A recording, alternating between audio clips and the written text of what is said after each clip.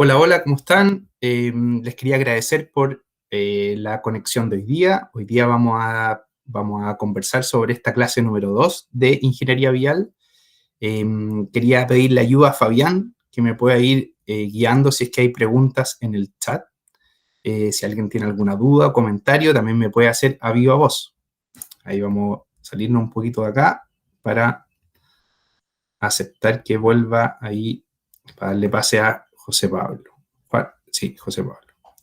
Entonces estamos aquí y volvemos a la... Profesor, ¿Sí? ¿Sí, ¿se escucha? Que Matías? creo que estoy con un poco de delay. De repente, sí, está ahí un poco como cortado, pero dale nomás.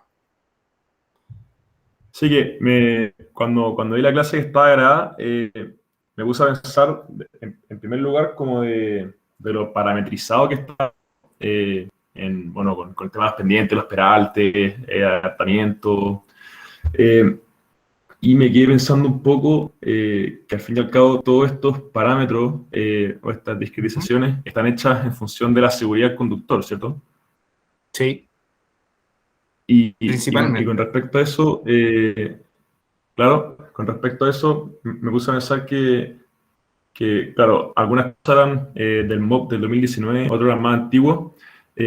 ¿Cómo se puede medir o si constantemente se está midiendo como tal vez, por ejemplo, la capacidad de reacción del usuario, en el fondo, que él cruza las carreteras? Si es que este tipo de reacción va cambiando con el tiempo y cómo se podría eventualmente actualizar con la introducción de los vehículos autónomos, tal vez. Mm, mm. Es una muy buena pregunta, Matías, y te agradezco por haber revisado bien la clase grabada y ir un poco más allá, ¿cierto? Y empezar a darle vuelta a esto de un poco este futuro que viene. O sea, tanto los autos eléctricos como los autos autónomos vienen hoy día a pelearle un poco y correr la barrera, ¿cierto? De las tecnologías, ¿cierto? Y de la innovación que nos empuja a movernos hacia allá. Y obviamente es un temazo porque el tiempo de reacción, como bien dice ahí, depende de múltiples factores, principalmente es del conductor. Ahora, probablemente también hay un tiempo de reacción que también tiene que ver con la parte mecánica, ¿cierto? Que tiene que ver tal vez con ciertas características del auto, ¿cierto? Si la capacidad de frenar y otras cosas que van detrás un poco, ¿cierto? Pero el tiempo de reacción puntualmente es como cuánto me demoro yo para recién reaccionar, ¿cierto? Y como consecuencia yo voy a tener una distancia, ¿cierto?, de frenado, ¿cierto? O sea, hay una distancia de reacción, ¿cierto? Y hay una distancia de frenado. Entonces yo tengo que tener mucho ojo. Ahora, es súper interesante lo que tú dices porque el tiempo de reacción cambia entre persona y persona. Y uno de los estudios que muestra es que también cambia dependiendo si tú estás en una carretera o si estás en zona urbana.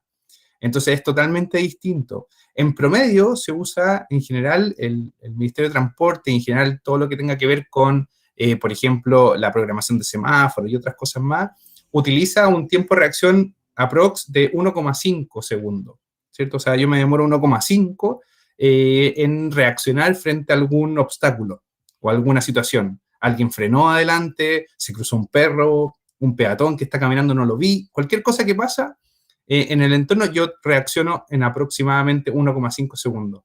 Obviamente ese 1,5 segundos cambia si es que yo soy una persona mayor, si soy joven tal vez tengo un riesgo mayor a manejar, el hombre y la mujer es distinto, una persona con familia en el auto, ¿cierto? Con niños es distinto, y obviamente eso va cambiando. Entonces lo que se usa son valores promedio para la planificación, ¿cierto? En general de las rutas, pero eso se tiene que ir ajustando en el tiempo. Cuando hay lluvia, cuando hay condiciones externas distintas, también puede cambiar un poquito el tiempo de reacción, ¿cierto? Porque yo puedo tener neblina y puedo reaccionar distinto. Entonces, yo creo que es súper interesante tu pregunta, Matías. No tengo una respuesta determinada, así como es así. Yo entiendo que CONACET, que es la entidad dentro del Ministerio de Transporte que se preocupa de revisar estas cosas, son ellos los que van revisando este tipo de variables. y hacen estudios, ¿cierto? Buscando un poco la variación del tiempo de reacción. Cuando ustedes sacan el permiso de manejar, les calculan eso, ¿cierto? Se fijan que hay unos pedales, ¿cierto? Y ustedes van marcando cuándo tienen que apretar el pedal, ¿cierto? De freno, ¿cierto? Ese es el tiempo de reacción frente a algún estímulo que ustedes ven. Y eso se va controlando a través de las licencias de conducir y se va viendo si es que esos parámetros están dentro de un rango. Ahora, claro, eso es interesante ir viéndolo en la realidad, que es distinto, ¿cierto? Pero al menos hay ciertas simulaciones que se dan para obtener la licencia. Yo creo que tu pregunta da para una buena discusión y obviamente eso sería interesante de analizar, capaz que como futura memoria también. Y lo expando a otras situaciones. ¿Qué pasa con el tiempo de reacción de un ciclista, por ejemplo? O sea, estamos hablando del vehículo, ¿cierto? Motorizado, pero hoy día el ciclista, por ejemplo, es un usuario que se ve enfrentado a múltiples situaciones también. Se le cruza un auto, se le cruza un peatón, en fin. O sea, entendiendo el ciclista como un vehículo, también hay una mirada también de cómo se puede ver el tiempo de reacción. Entonces yo creo que es interesante tu pregunta, Matías. Creo que se puede dar una buena discusión ahí y feliz en indagar más. Si quieres podemos ir buscando más material de eso y si bien hay una parametrización del tiempo de reacción, esta depende de varios factores. Así que eso podría decir un poco pensando en lo que tú dices, pero muy buena pregunta. Vamos a pasar al tiro a más preguntas, pensando en lo que dice Matías y revisando un poco esta clase grabada que les mandamos de trazado, ¿cierto? Entonces, vamos un poco a pensar en eso, ¿cierto? Y para ello, vamos a hacer, antes de partir con la clase, vamos a hacer un par de preguntas, ya que estamos en esto de interacción y a ir viendo un poco cómo entendemos la clase grabada y que nos sirva un poco para entrar en onda, ¿cierto? Con la clase interactiva, que es la de hoy, ¿cierto? Entonces, ¿qué les parece si ustedes se meten a menti.com y pensando también en la pregunta que hace Matías, ¿cierto? También, que tiene relación con estas dos variables que menciona acá, y me responden un poco qué les parece esto de qué depende el nivel de servicio y la capacidad de una vía. ¿En qué nos tenemos que preocupar nosotros como diseñadores de una vialidad, ya sea carretera, ya sea vialidad local? Y las invito a incorporarse aquí a menti.com y usar el código 43663264. Y si ustedes pueden ir comentando de qué depende el nivel de servicio de una calle, de qué depende su capacidad. ¿Qué se les viene a la mente cuando vieron la clase grabada? Yo les fui diciendo un poco los factores que estaban detrás del trazado, ¿cierto? ¿Qué es lo que hay detrás de un trazado que conecta un espacio con otro, ¿cierto? Profe, una pregunta, ¿está compartiendo algo la pantalla? ¿Sí? ¿No se ve? Yo veo negro, por lo menos. Ah, chuta. Yo también. Chuta, disculpen por eso. Profesor, ¿Sí? Tomás Agustín pregunta ¿quién puede escribir el código en el chat? Si usted puede escribir el código.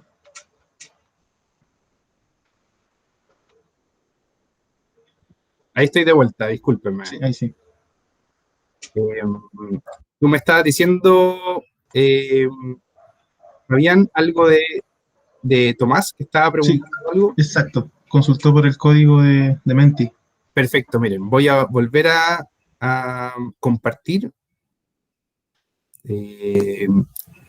Claro, déjenme bien por acá. Disculpen por eso. Por eso no resultaba. Ya. Denme un segundo. Ya. Entonces, ahí estoy mostrando la pantalla. Ahí sí se ve, supongo. Sí, ¿de qué depende? La pregunta se ve, sí.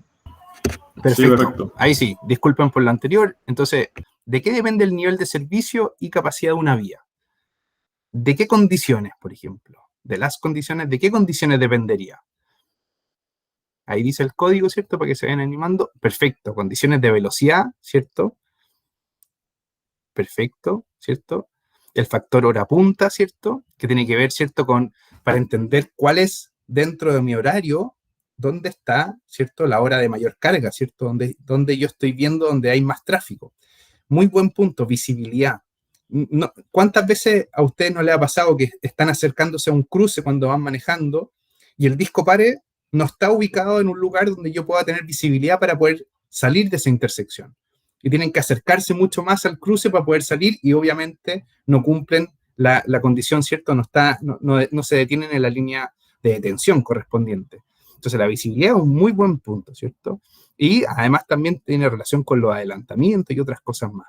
El tipo de terreno, muy importante, ¿cierto? ¿Cuántas veces ha pasado que tienen que pasar por una vialidad que es ondulada y tienen que ir pasando por cerros, ¿cierto? Y no ven lo que pasa un poquito más allá, ¿cierto? De la vialidad, no tienen buena visibilidad también en términos longitudinales, señalética, ¿cierto?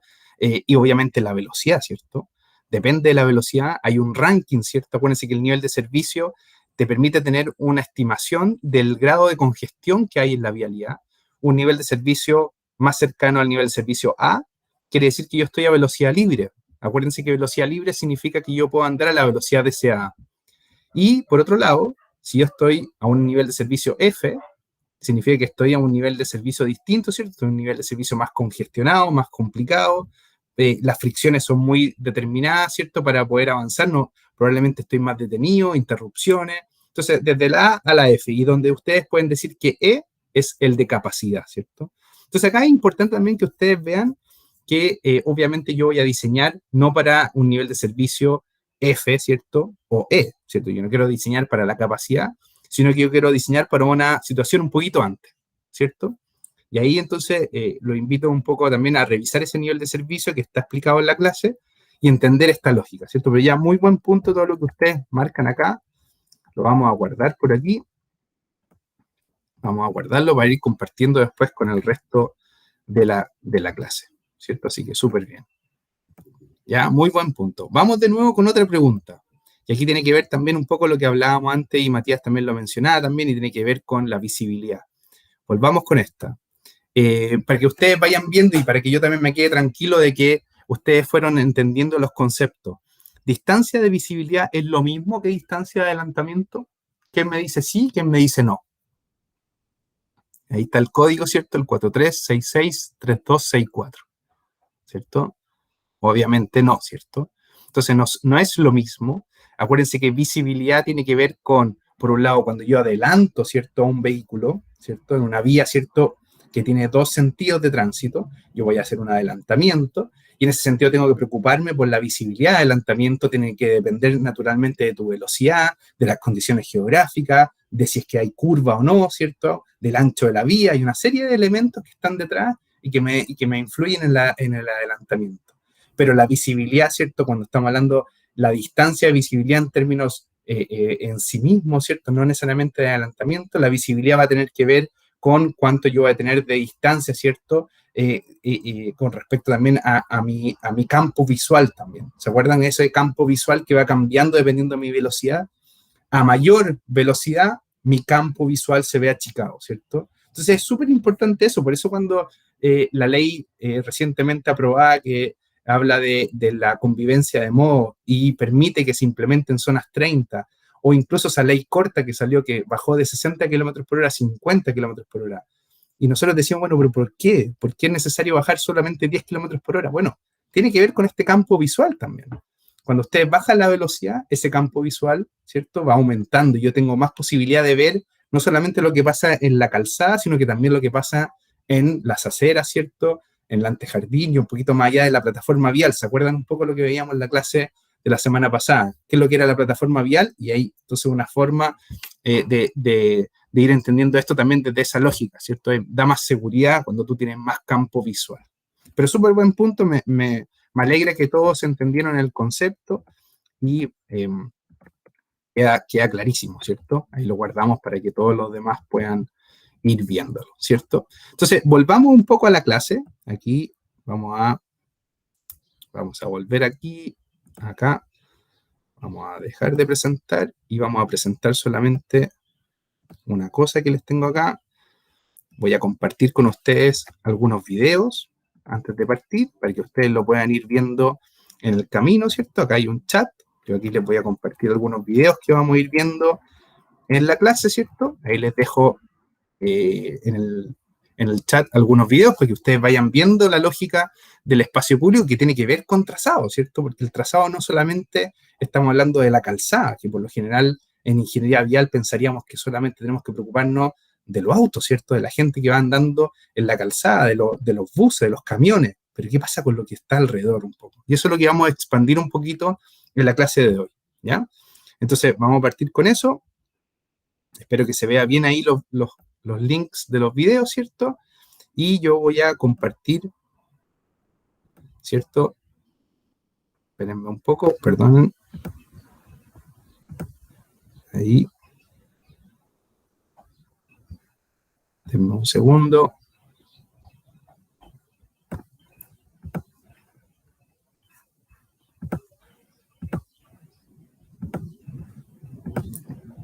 Ya, y ahí voy yo. Voy a empezar a compartir. Voy a partir con la clase. Espero que se vea. ¿Se ve bien, cierto? ¿Estamos ok? Sí, se ve bien. Ya, Se ve bien. súper. Entonces hoy día lo que quiero tratar de expandir en ustedes es la mirada de el trazado. El trazado no solamente es la calzada, que también entendemos que es un elemento muy importante en la vialidad, no lo estoy menospreciando, sino que al revés, lo estoy considerando un elemento esencial y estructuralmente importante.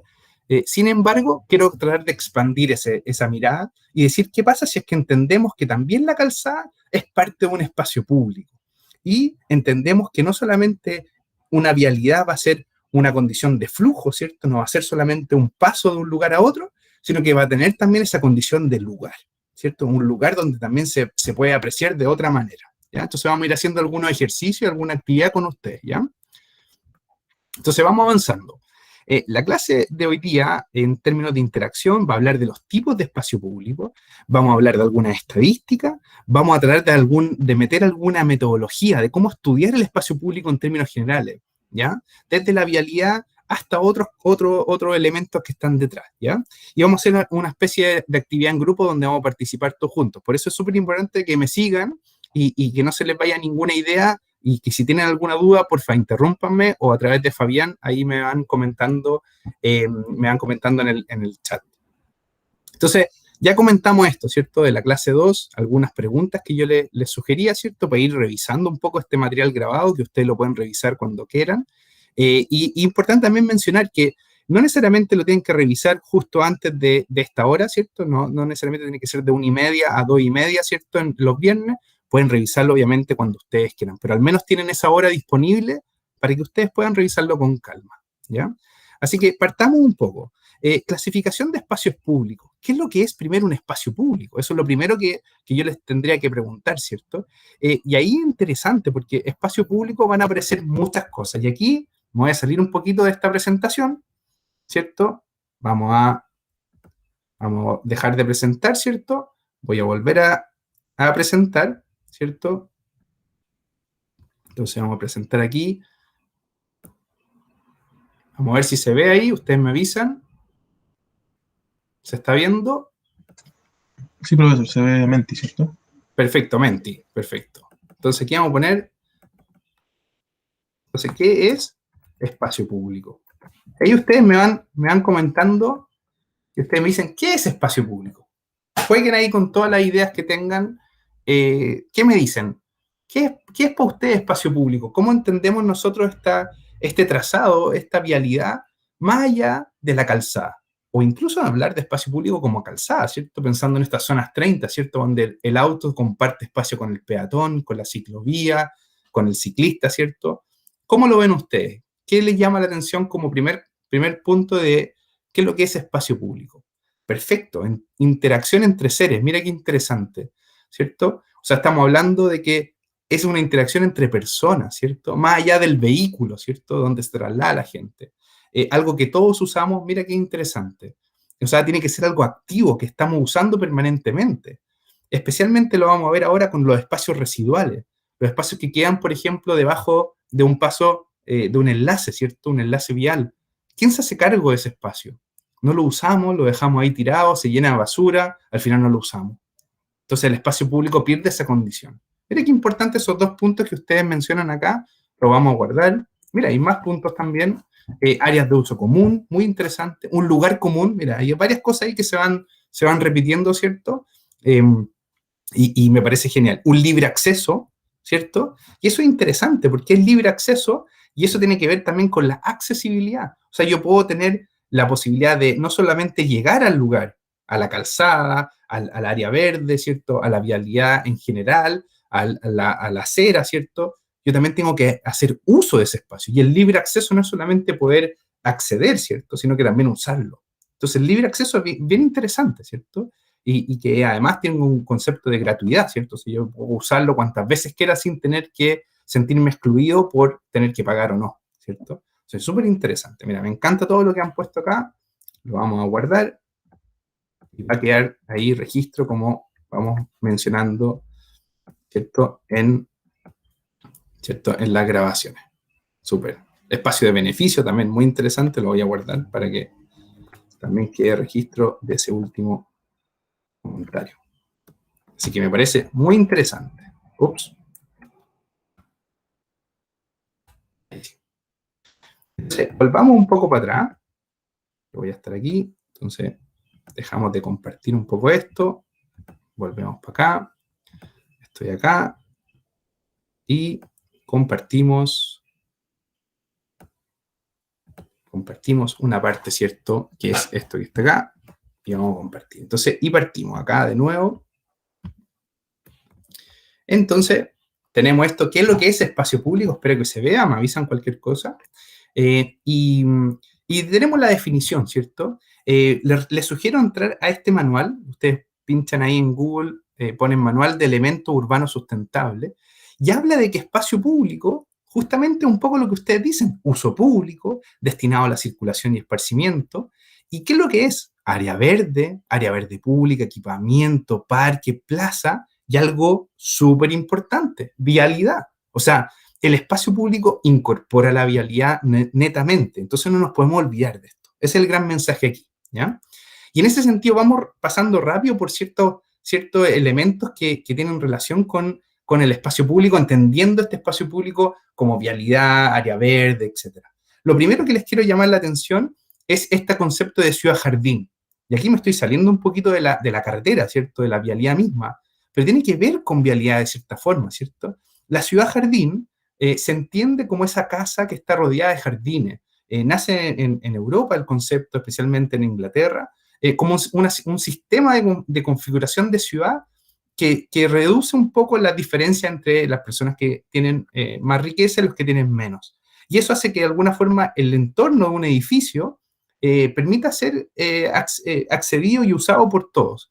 Y si ustedes ven el caso de Providencia, hay varios edificios que no tienen esa reja, ¿cierto? Que divide, ¿cierto? Esa línea, ¿cierto? Entre la acera, ¿cierto? Que es justo el punto ahí de la vereda, ¿cierto? Y este antejardín, ¿cierto? Esa línea, ¿cierto? De edificación, ¿cierto? Línea de cierre, y parte entonces de alguna forma esa combinación, ¿cierto? Esa permeabilidad que permite al usuario ver el jardín, ¿cierto? De este edificio y muchas veces ser parte de. Se puede sentar, puede hacerlo parte de, etc. Entonces, primero entender que hay una lógica detrás, ¿cierto?, de este concepto y que tiene que ver cómo usamos el espacio público. Es un poco lo que ustedes van diciendo, ¿cierto? A nivel también de Providencia podemos ver que también se generan estos corredores verdes. En muchas calles como Pedro Valdivia, Los Leones, ¿cierto? Ahí el Ricardo Lyon, varias calles que tienen este concepto, ¿cierto? De calles con mucho árbol, ¿cierto? Con mucha área verde, ¿cierto? Con mucha sombra, ¿cierto? Y son corredores. Ahora, hay que entender qué es lo que está detrás. Uno podría pensar que esto es solamente paisajismo. Me dirán, ¿qué está diciendo el profesor? ¿Cierto? ¿Qué estoy diciendo yo? Y tiene que ver también con vialidad. ¿Y por qué? Fíjense, por ejemplo, ¿quién ha andado, por ejemplo, en la ciclovía de Ricardo Lyon? ¿Alguien le ha tocado la experiencia? ¿Sí? ¿No? ¿No? Pero, ¿quiénes? Algunos no, sí, pero bueno, quienes han dado por ahí, fíjense el canal de riego que hay por el borde, ahí lo marqué con una línea azul, y ese canal de riego no es menor, tiene que ver con vialidad naturalmente, y tiene que ver con la concepción de esa calle en sí misma. Esa calle se construye, todos estos canales, ¿cierto?, van desde el río Mapocho, ¿cierto?, o desde otros lugares al río Mapocho, o sea, conecta de alguna manera los ríos, ¿cierto?, que están en la zona geográfica del lugar, y a través de eso van apareciendo estos árboles, ¿cierto?, que se plantan en algún momento de la historia, ¿cierto?, y empieza a generarse una vialidad estructurante a partir de esos canales.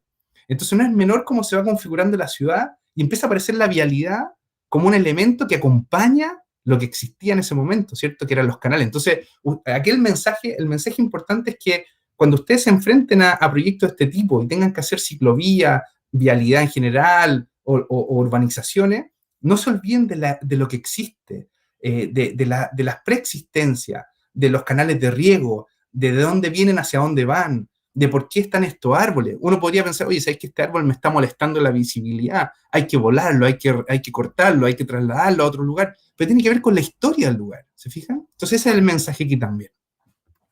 Obviamente el área verde también entendiéndolo como un espacio público, acá hay ejemplos de algunas ciudades como Londres, donde se entiende este concepto de que el espacio público se usa en varias dimensiones, tanto como área verde, como zona de descanso, elementos de agua, restaurantes, aparece el concepto de reja para proteger un poco esta zona, aparece el concepto también de cómo los ciudadanos, la gente que se organiza, va cuidando este espacio, las comunidades se organizan, también las donaciones de elementos de mobiliario urbano. Por ejemplo, aquí las personas donan las bancas, mencionando en una placa el nombre de algún ser querido, ¿cierto? Y eso genera pertenencia. Yo después me siento en esa banca, me recuerdo a esa persona, genera toda una lógica detrás. Y en ese sentido también es importante la historia de los parques y cómo se relacionan con el entorno. Entonces acá aparece un mapa, ¿cierto?, de la historia, quién era la persona que lo fundó, cómo se relaciona con los alrededores, cómo se puede llegar ahí, y tiene que ver con vialidad también, ¿ya? ¿Se fijan? Entonces no es solamente el parque como un elemento verde, sino que se va incorporando otros conceptos detrás, ¿ya? Sigo por ahí, si hay dudas me avisan, ¿ya? Entonces, y partimos con un primer video que se los mandé en el chat, que tiene que ver con este equipamiento sustentable. Y aquí quiero hacer una pequeña, un pequeño punto que también tiene que ver un poco con lo que se conversaba al principio, ¿cierto? Con este desafío de innovación de los espacios públicos que tienen que incorporar de alguna forma elementos sustentables, vehículos autónomos, ¿cierto? Vehículos que van a ser eléctricos, de aquí a un año más vamos a tener que todos andar en auto eléctricos si queremos andar en auto. Entonces va a haber cierto empuje de que los elementos ya tienen que ser sustentables en el espacio público. Y aquí, por ejemplo, en este video ustedes van a poder ver cómo, de alguna forma, los elementos de un parque pueden no solamente ser sustentables con el medio ambiente, pueden incluir elementos de accesibilidad para generar equidad, ¿cierto? Pero también económicamente, ¿cierto? Pero también detrás de eso está el concepto de que yo al hacer ejercicio entrego energía al sistema, ¿cierto? Entonces voy generando de alguna manera mediante que cuando hago bicicleta, ¿cierto? Ahí en el lugar, le estoy generando energía al sistema. Entonces, cómo también los usuarios hacen parte de esto y entregan también algo interesante. Entonces, cuando ustedes van en la vialidad y tienen que compensar el impacto que genera la vialidad, una carretera, por ejemplo, la autopista Costanera Norte, lo que fuera, y ven que de repente hay un pedacito de tierra y dicen, oh, mira, aquí vamos a compensar esto y le vamos a hacer a los vecinos un espacio público donde vamos a ponerle unos juegos, vamos a ponerle una zona de ejercicio. Bueno, ¿cómo hacemos que también esa zona de ejercicio, ese espacio público, sea activo? Y como ustedes bien decían, el espacio tiene que ser ocupado por las personas, tiene que ser de libre uso, etcétera. ¿Y cómo hacemos entonces que el espacio público también sea sustentable desde esta mirada, ¿cierto? Y acá hay un ejemplo de eso. Y aquí les dejo una pregunta abierta que me gustaría escuchar si alguien se anima a conversarlo. ¿Cómo podríamos aplicar este tipo de equipamiento en Chile? ¿Qué faltaría? Aquí doy la palabra a una o dos personas que se animen, si quieren a viva voz, comentar algo. ¿Por qué no tenemos espacios públicos sustentables de este tipo? ¿Qué es lo que falta en nuestro país? ¿Qué pasa en Santiago? ¿Qué pasa en otras ciudades, ¿cierto? En otras regiones. ¿Quién se anima a conversar algo de eso? ¿Qué pasa con la vialidad en sí misma, que olvida muchas veces este espacio público sustentable y lo que hace es poner un poquito de paisajismo a los bordes? Dice, sí, mira, estoy replantando algunos arbolitos por acá, pero al final no se ocupan esas áreas verdes, están en desuso. ¿Quién se anima? ¿Alguien quisiera comentar algo? ¿No? Por el chat, tal vez. Ahí Fabián me ayuda con algo. Sí, profesor. ¿Sí? Por ejemplo, mire, desde mi perspectiva, yo que vivo en Quilicura, Ya. hay ciertas zonas que son plazas, por ejemplo, hay un corredor que se llama Las Torres, y por ejemplo en Las Torres hay una inversión que se nota que invierte en dinero, o sea, y se cuida. pero hay plazas que están como prácticamente abandonadas, falta de mantención en la luminaria, por ejemplo. No hay una idea, por ejemplo, de utilizar cosas solar, energías renovables, por ejemplo. En ese sentido falta como una integración también de la comunidad. Perfecto, muy buen punto, porque ahí se necesita también que la gente también se ponga de acuerdo, ¿cierto? Claro. Y construya un espacio que sea de todo y se sientan parte del espacio. Y en el Súper chat, buen punto. varios comentan, pues algunos dicen falta cultura sustentable, Sí, mantención y cultura, falta sí, educación. estoy de acuerdo con eso. Hay un tema de que tenemos que cambiar el switch, ¿cierto? Tenemos que pensar de otra forma. Muy buen punto. Gracias, Fabián. Sí, y aquí tiene que ver también con un poco lo que Fabián dice, ¿cierto? Hay equipamientos que muchas veces se instalan debajo de ciertos enlaces viales, ¿cierto? Acá en Las Condes vemos uno cerca de la rotonda, ¿cierto? Atenas, ¿cierto? Y, y también vemos otros, ¿cierto? En otras partes, por ejemplo en Recoleta, donde también no tienen la misma suerte, ¿cierto? Y generan, ¿cierto? Estas externalidades negativas. Entonces, ¿cómo nos hacemos cargo de esos espacios residuales también? Y eso tiene que ver con vialidad también, no nos podemos olvidar. Y también acá otro punto, y aquí también les compartí ese video también en el chat, cómo se entiende también la plaza con el concepto patrimonio. No sé si ustedes saben, pero la Plaza de Armas tiene un pasado incaico, y ustedes van a ver en el video un poco esa historia detrás. La Plaza de Armas no se construye sobre algo nuevo, es sobre algo existente. Y esa existencia tiene que ver con quienes estaban antes de nosotros acá, ¿cierto? Hace mucho tiempo atrás, más de 500 años, ¿cierto? Entonces, no olvidar cuando ustedes se enfrenten a un proyecto y tengan que rediseñar la plaza y la vialidad del entorno, digan, no, mira, voy a hacer borrón y cuenta nueva, voy a plantar lo que sea. No, ¿cierto? Vamos a preocuparnos de lo que exista, ¿cierto? Vamos a conversar con la gente que vive mucho tiempo ahí. En fin, ¿cierto? Entonces, denle una vuelta a estos videos para llamarle un poco esa necesidad, ¿cierto? De hacernos cargo cuando nos preocupamos de quienes están antes de nosotros, ¿cierto? Y hacemos que el proyecto tenga coherencia con eso. Y aquí una foto, ¿cierto? De la Plaza de Armas, por ejemplo, actual en Santiago, ¿cierto? Pero ¿cómo era la Plaza de Armas también antes, ¿cierto? Miren, era totalmente distinta, ¿cierto? Tenía un hotel atrás, ¿cierto? El Hotel Francia, tenía toda una lógica detrás, ¿cierto? Tenía caminitos diferentes, era mucho más tal vez amigable, ¿cierto? De otra mirada, ¿cierto? Con más áreas verdes, tenía unas pérgolas, ¿cierto? Algunas otras cosas que algunas se han mantenido. Bueno, se fijan, hay un tema ahí interesante de cómo el pasado y el presente se va uniendo, ¿cierto? La plaza y la movilidad, ¿para qué decir, por ejemplo, el ejemplo de Plaza Baquedano, Plaza Dignidad, Plaza Italia, como ustedes quieran llamarle, y de alguna manera entender que esta plaza viene desde mucho tiempo siendo un ícono en la ciudad. Y tiene que ver con vialidad, naturalmente, o sea, ¿quién no ha pasado por ese lugar, cierto? Las líneas de metro convergen a ese lugar, las líneas de buses convergen a ese lugar, la vialidad estructurante converge en ese lugar, ¿cierto? Tenemos un río, ¿cierto?, que está por el borde. Antiguamente esa plaza se llamaba Plaza La Serena, en 1800 y algo, pasó a ser Plaza Colón, cerca del 1900, Plaza Italia, después de alguna regalía, ¿cierto?, que se le hicieron al Estado en su minuto desde el país de Italia, ¿cierto?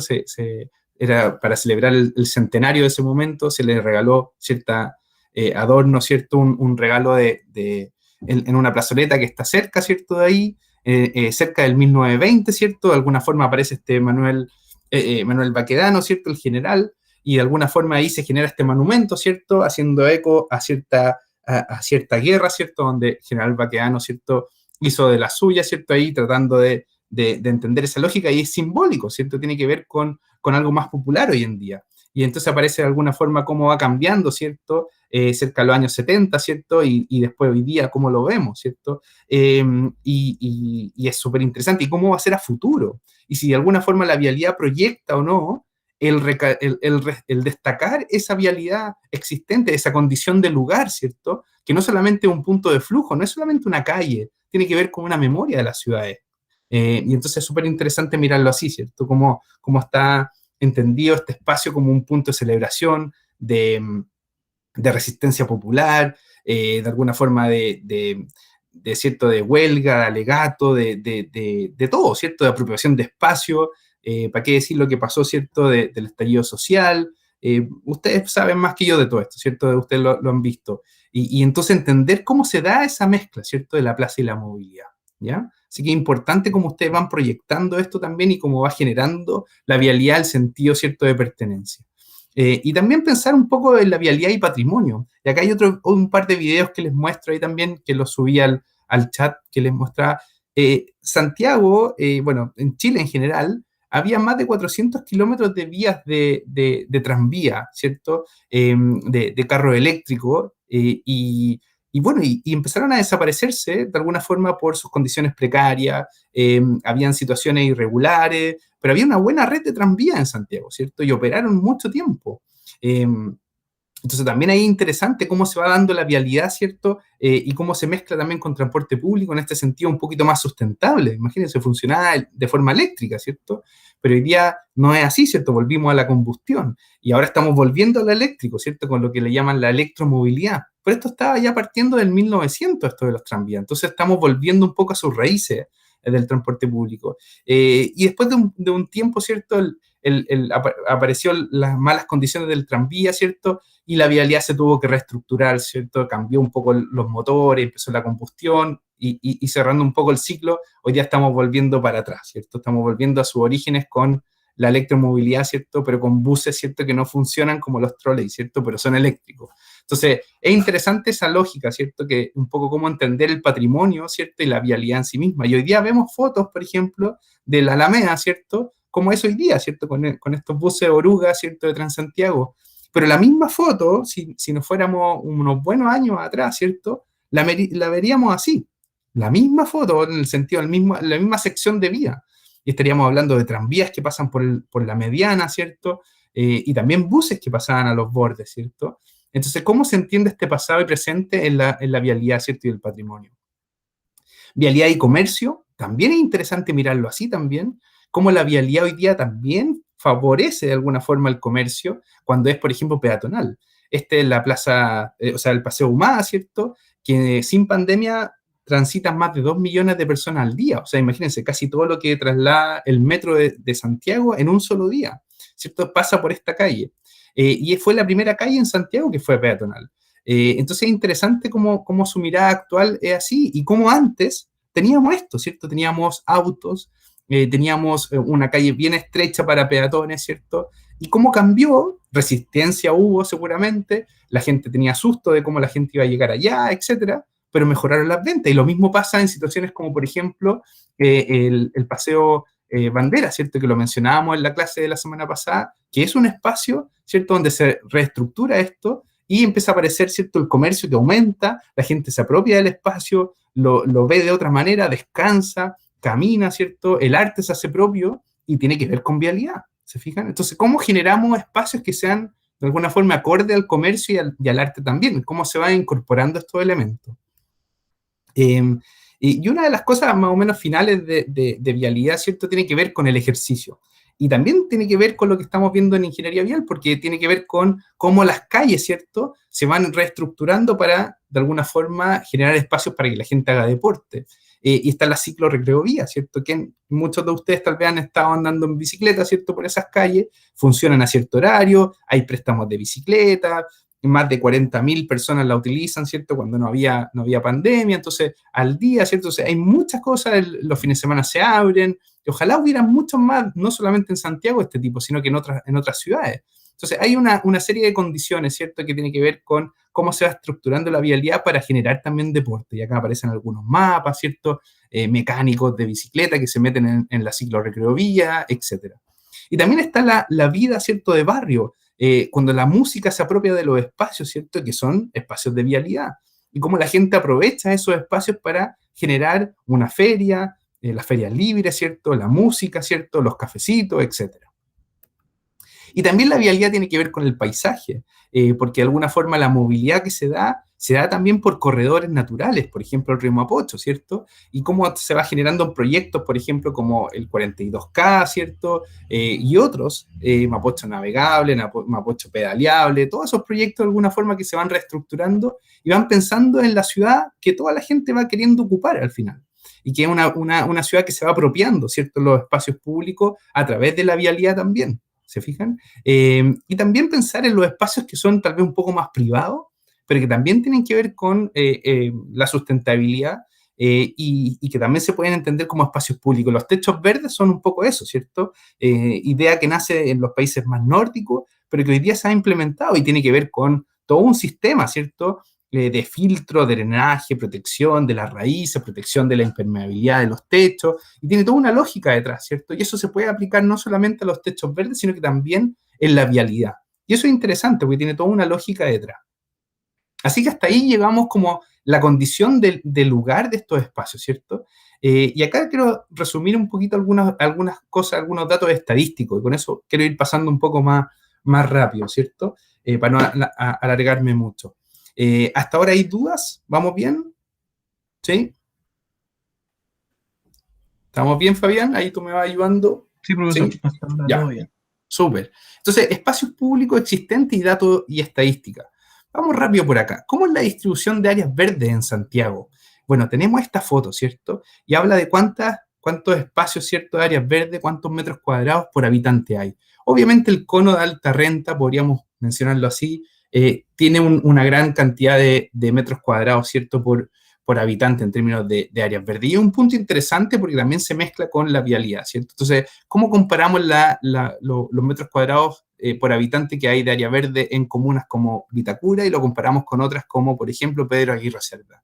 ¿Cómo generamos vialidad que permita ser una oportunidad para generar más área verde, para generar más espacio público? Y eso es interesante, entender el espacio público como también algo que tiene que ver con vialidad. Y aquí se va expandiendo un poco esa lógica, ¿cierto? No solamente es pastito, ¿cierto? Entonces, hay un tema, como ustedes también decían, hay un tema de gasto detrás de las áreas verdes, obviamente. Aquí muestra un poco la desigualdad que hay también en lo que se gasta. Los municipios gastan diferente, ¿cierto? Falta también aquí una planificación regional, diferentes gastos, ¿cierto? Por cada municipio, los que tienen más recursos, obviamente, tienen más posibilidades de gastar más. Entonces, el problema pasa también por otras cosas, ¿cierto? Y tiene que ver con, no necesariamente es falta de normativa, ¿cierto? Sino que también tiene que ver con un tema de existencia de microbasurales, terrenos baldíos, ¿cierto? O eriazo, mantención, ¿quién mantiene estos espacios, ¿cierto? Y hay obviamente una necesidad de falta de áreas verdes también en la ciudad. Obviamente hay errores de diseño y esto es importante que ustedes lo vayan incorporando en sus proyectos. Muchas veces se diseña no pensando en el usuario, pensamos que de alguna manera los materiales no son importantes, pero sí lo son. Hay espacios que no necesariamente te protegen del sol, materiales que se calientan y no es posible sentarse, o están mal ubicados o no son accesibles.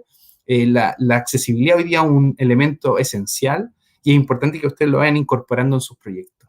Los mapas de calor, como les digo, ahí como decía Fabián, el sector de Quilicura tiene un alto porcentaje o sea, hay un calentamiento importante de esa zona, ¿cierto? Ya sea porque se genera un efecto invernadero con las industrias que hay, por diversos motivos, tal vez falta de ventilación, bueno, hay muchas cosas que están detrás de eso, ¿ya?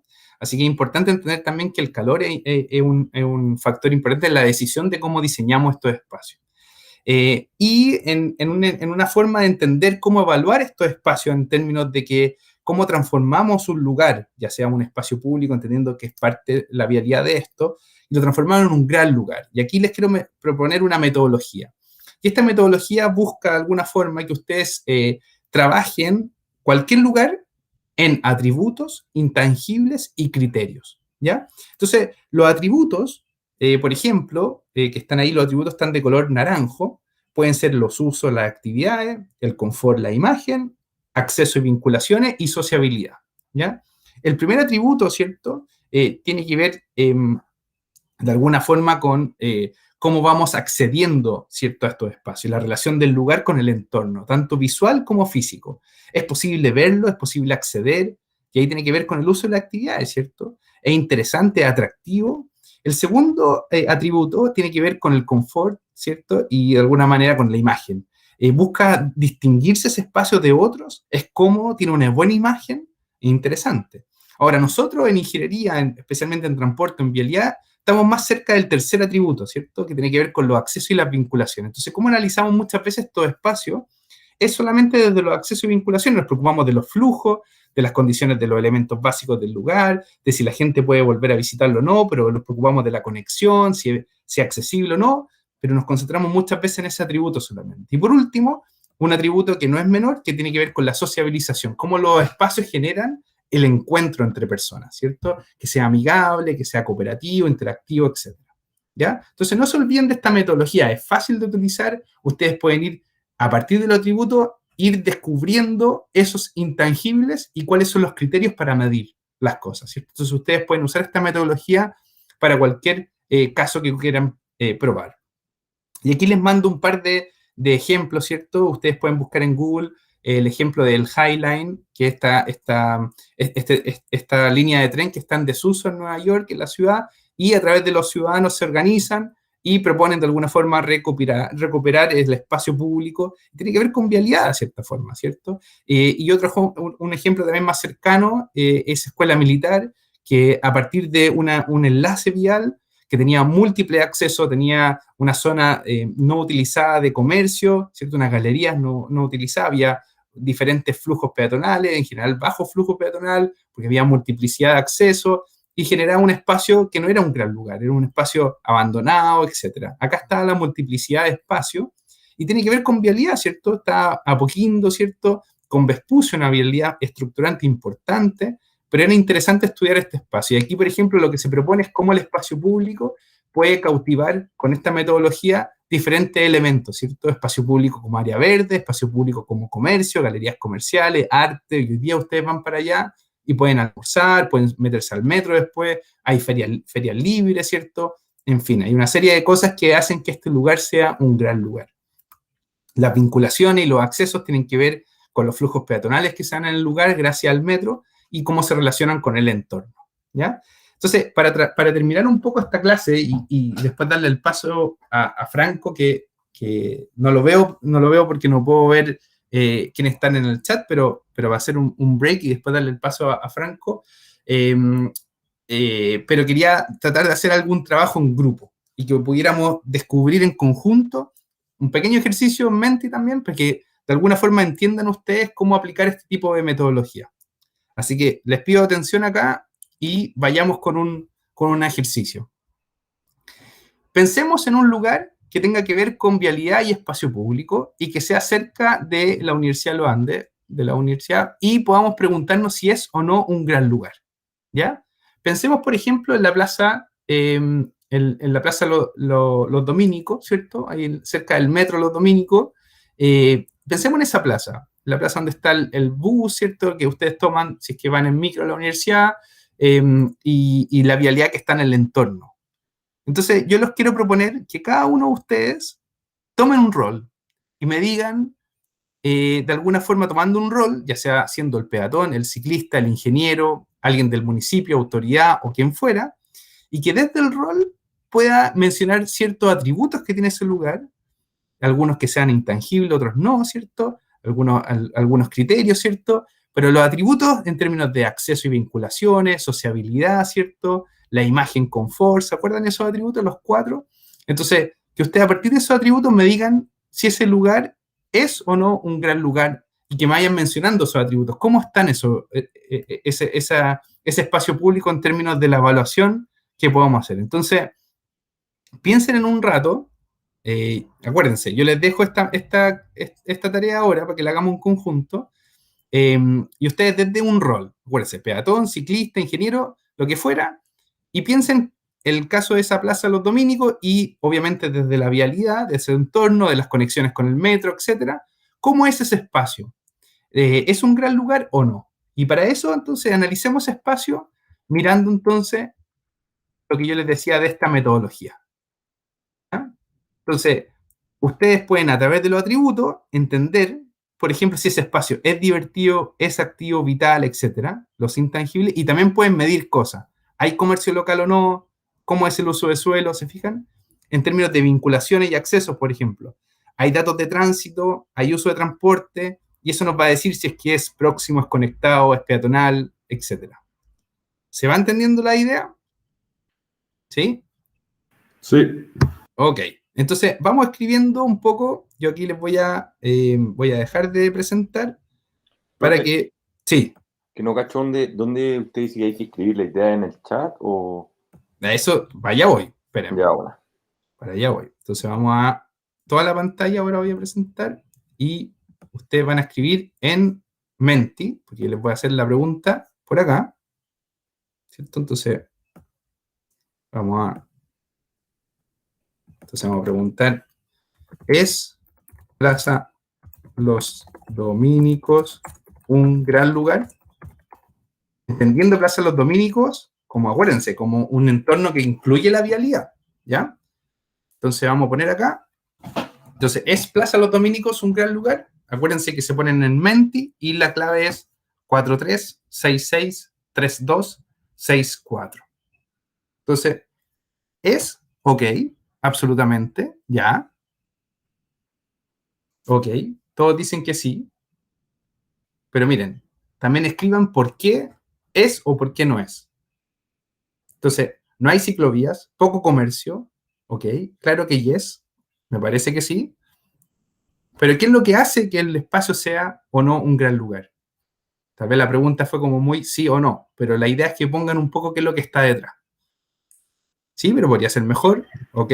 Profe, creo que uno tiene pocos caracteres para responder en mente, si no me equivoco. Miren, por ejemplo, pongan acá, vayan al ejercicio que yo les ponía de esto que yo les estoy mostrando aquí, ¿cierto?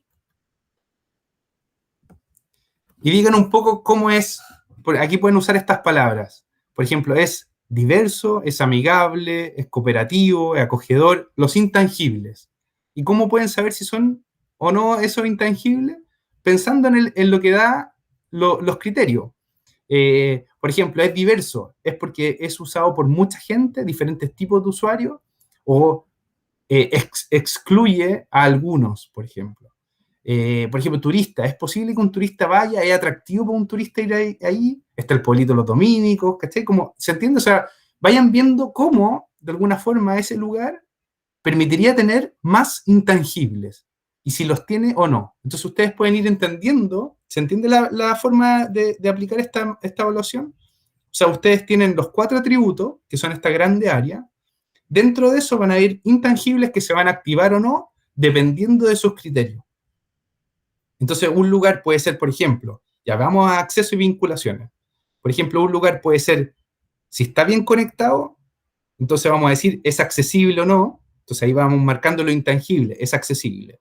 Entonces, ¿está conectado? Sí. A ver, veamos los recorridos. ¿Se puede ir desde el metro, por ejemplo, al bus? ¿Se puede ir desde el metro al pueblito de los dominicos? ¿Hay vialidad estructurante que esté bien conectada? ¿Puede cruzar los peatones para cualquier dirección? ¿Se acuerdan con un poco la vialidad que hay en esa zona, que es más amigable para ustedes recordarla? Entonces, hay estacionamiento, las aceras están en buen estado, ¿se fijan? Entonces, y ahí ustedes van detectando, sí, hay acera, es visible, es accesible, yo puedo visualizar ese lugar, no hay obstáculos que no me lo permitan, ¿se entiende? Entonces, el espacio público como todo, incluyendo la vialidad, en los atributos de acceso y vinculaciones, se le van activando muchos más intangibles que hace que las personas puedan utilizarlo. Y al final lo que ustedes decían de espacio público, que yo puedo no solamente acceder al lugar, sino que también puedo usarlo, ¿ya? Entonces, se fijan, quédense guardando esta imagen. Entonces yo voy a cambiar la pregunta un poco, que la hice muy como sí o no. Entonces vamos a cambiar un poco. Ya sabemos que sí es, ¿cierto? Entonces la vamos a guardar. Perdón, voy a hacer aquí un pantallazo. Entonces, ¿eso no es? Sí, ya sabemos qué es. Ustedes dijeron que sí, falta un poquito, hay que arreglarlo un poco, ¿cierto? Pero ya sabemos qué es. Y ahora la pregunta que vamos a hacer es, entonces vamos a cambiarlo un poco. ¿Por qué? Profe, ¿Sí? que lo dijeron antes, si podría subir la cantidad de palabras, que uno no alcanza a responder nada en realidad. Ah, perdona, ya. Son 25 nomás, entonces es súper poco. No sé si se puede subir eso. A ver, déjame ver.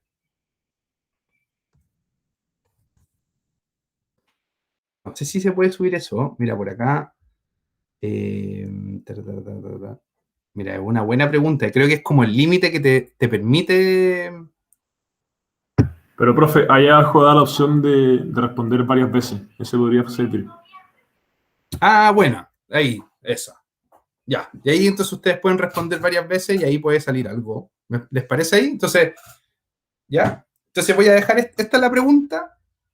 Ahora, ¿por qué Plaza Los Dominicos es un gran lugar? Ya sabemos que lo es. Ustedes dijeron que sí. ¿Y qué es lo que faltaría? Ahí ustedes van poniendo, pero ¿por qué es? Entonces, 43663264. Entonces, vamos a dejar corriendo esto, para que ustedes sepan ahí.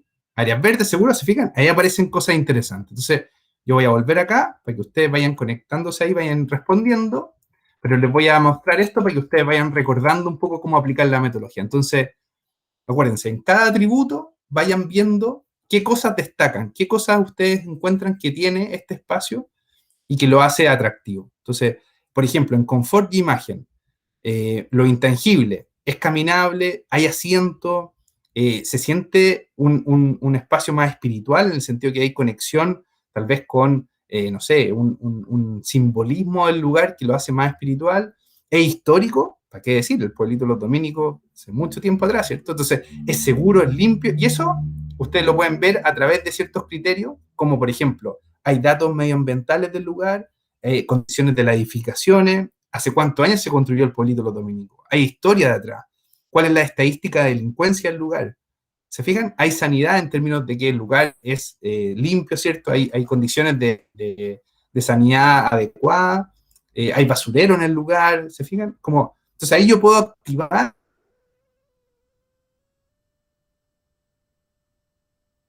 esos intangibles a medida que voy observando el lugar y recordando estas cosas. ¿Se entiende? ¿Sí?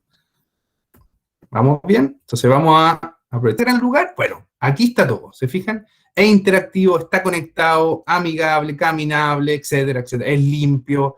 ¿Se fijan? Entonces, esa es la forma que ustedes pueden ir estudiando un espacio, ¿cierto? Un espacio público, entendiendo también la vialidad como parte de, ¿ya? Y esto me encanta porque de alguna forma ustedes están aplicando los conocimientos que yo se los entrego a un caso particular, ¿se fijan?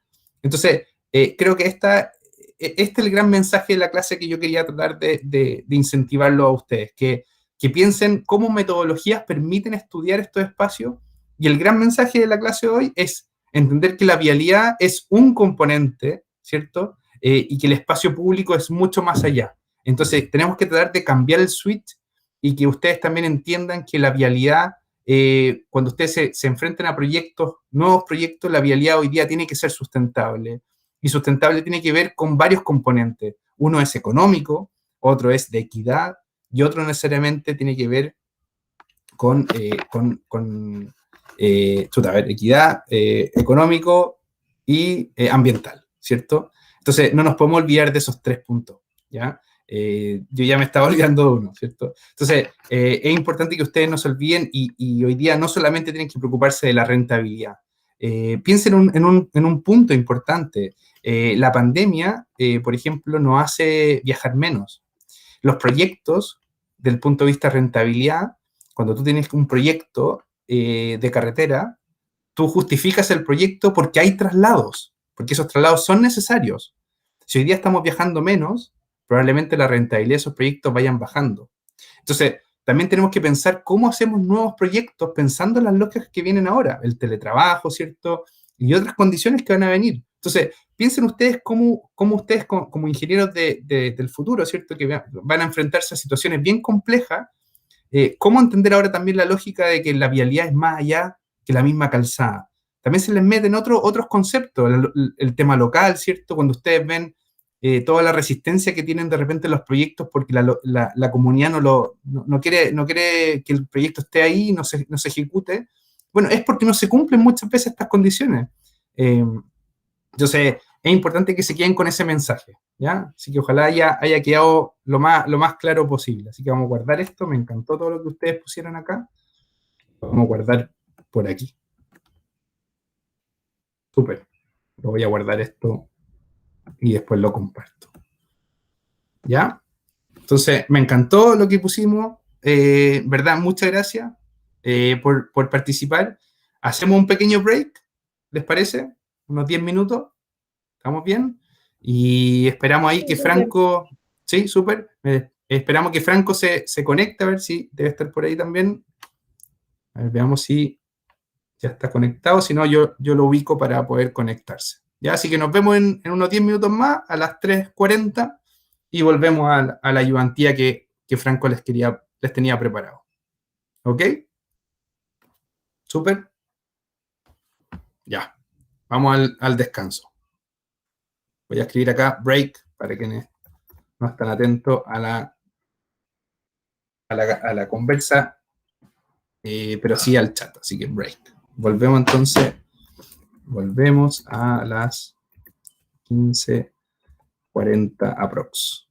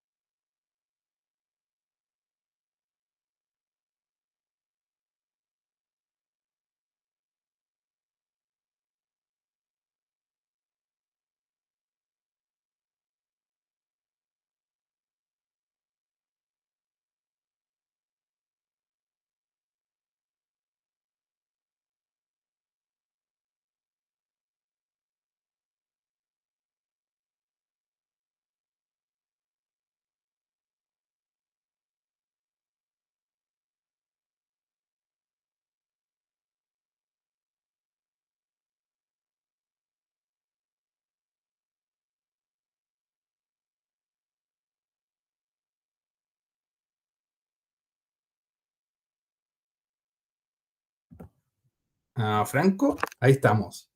Perfecto. Estábamos justo en un descanso, así que no te preocupes, ahí te incorporas. Buenísimo, hola para todos y todas, ¿cómo están? Debieran estar en break. Así que Vayan a estar en break. ahí está Tomás, también te responde por el chat. Hola, hola. Así que nosotros acabamos de terminar la clase de complemento a la clase grabada. Entonces la clase grabada fue de trazado como primera parte. En la próxima semana hay otra parte de trazado. Pero también hoy día hablamos del espacio público y hicimos también esa interacción de cómo transformar un lugar en un gran lugar. Así que estábamos cerrando en eso. Así que buenísimo. ahora están en un ratito más, en 5 minutos más, volvemos y ahí nos conectamos para tu ayudantía. Listo. ¿Ya? Súper. Yo voy y vuelvo, voy a tomar agua y vuelvo en un ratito. Súper.